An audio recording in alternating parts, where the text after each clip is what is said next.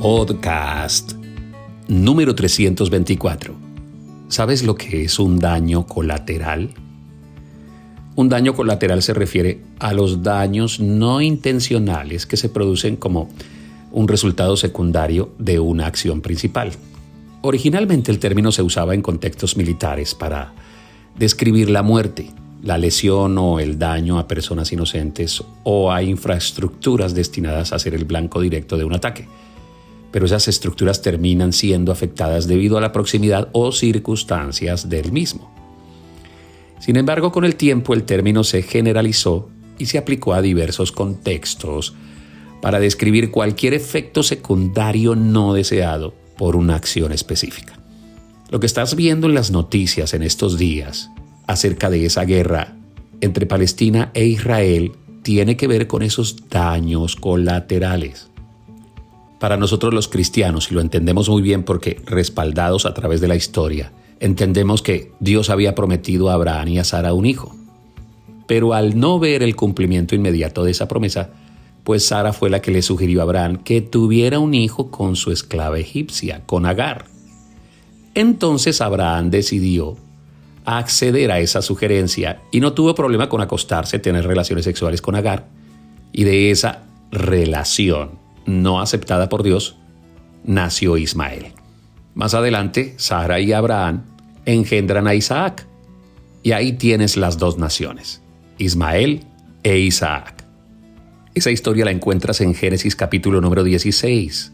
En el versículo 11, Dios le dice a Agar: estás embarazada, darás a luz un hijo y le pondrás por nombre Ismael, porque el Señor ha escuchado tu aflicción. Será un hombre indómito como asno salvaje. Luchará contra todos y todos lucharán contra él. Y habitará frente a todos sus hermanos. Bueno, contexto bíblico de lo que estamos viendo. Todos peleando con Ismael, Ismael peleándose contra todos. Un daño colateral de una decisión de una pareja a la que Dios había escogido para que sus familias fueran bendecidas, que sus familias serían como las arenas del mar, las estrellas del infinito, incontables. Esos son daños colaterales. A lo largo de la Biblia encuentras daños colaterales, como por ejemplo, David vio a Betsabé, la esposa de Urías, la vio bañándose y la deseó. Cometió adulterio con ella y para encubrirlo orquestó la muerte de Urías en el campo de batalla. Y mira el daño colateral. Aunque David y Betsabé disfrutaron de su relación ilícita momentáneamente, el hijo que concibieron murió poco después.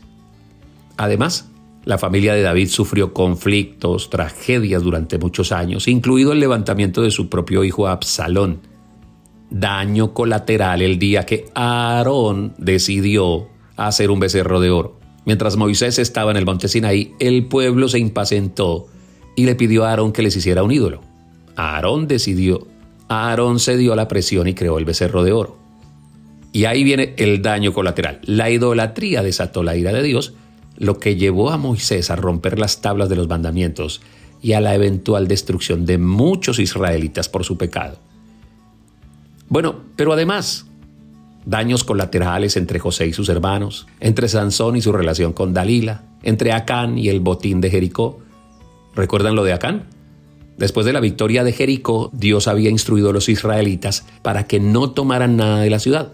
Sin embargo, Acán y su avaricia lo llevó a tomar algunas pertenencias y las escondió. Y ahí apareció el daño colateral.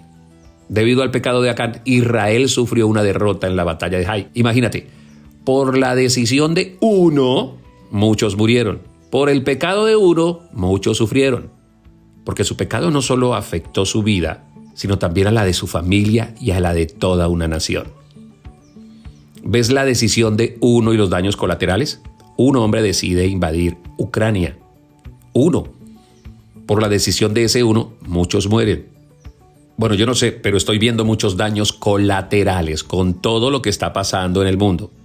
Pero reduzcamos un poquito para poder aprender de todo lo que está sucediendo. Déjame hablarte del daño colateral que sucede en las familias. Hay un daño colateral cuando un hombre decide ser infiel. lo que trae mucho dolor. ¿Son culpables los hijos de las decisiones de los padres? No, en absoluto. No son culpables, no son responsables, pero son las víctimas, son las que reciben el daño colateral. Una mujer en extremo celosa que termina separándose de su esposo. Yo pagué los daños colaterales del día en que, a mis 16 años, mi papá decidió abandonar a mi mamá. Y ahí también nos abandonó a nuestro destino. 6 hijos quedaron al garetes, viviendo por allí, por allá, sin nunca volver a tener un verdadero sentido de lo que es una familia, hasta que cada uno de nosotros fuimos formando la propia. Mis hijos, en la época en que yo, alejado de Dios, cometía continuas infidelidades, sufrieron el daño colateral. Lo bueno de los daños colaterales, si es que tienen algo bueno, es que siempre te dan oportunidad de reaccionar. Dios siempre te da la oportunidad de corregir tus malas acciones para que el daño colateral más adelante no sea tan doloroso. Como por ejemplo en el caso mío, algún día arrepentirme, venir, pedir perdón, acercarme a Dios, vivir y establecer un matrimonio bajo los lineamientos cristianos, y el daño colateral fue erradicado. Hoy en día disfruto de una gran bendición. Un matrimonio de 34 años y una relación estable y maravillosa con mis hijos. ¿Te das cuenta? Los daños colaterales se pueden evitar. ¿Cuándo? Ahora. Los hijos no pueden seguir sufriendo por el problema del alcoholismo de un padre, porque los daños colaterales son demasiados. La afectación en el bolsillo, en la economía de la familia, las enfermedades, la cirrosis, el cáncer, los hogares destruidos. Hace poco estuve aconsejando a una pareja, imagínate, llevan varios años viviendo en la misma casa, bajo el mismo techo. Él vive en el segundo piso y ella en el primer piso. Y los hijos en una constante agonía de ver a sus padres en ese lamentable estado matrimonial. Daños colaterales. ¿Por qué? Porque él bebe en exceso.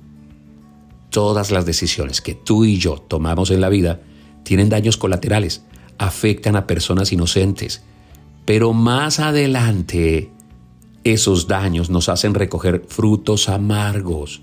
El Señor nos dice, no se engañen, Dios no puede ser burlado. Todo lo que el hombre siembre, lo va a recoger.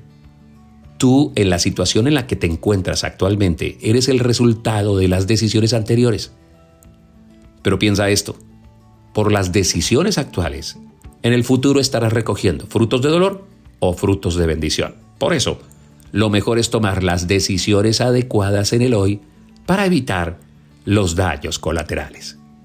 Que Dios te bendiga.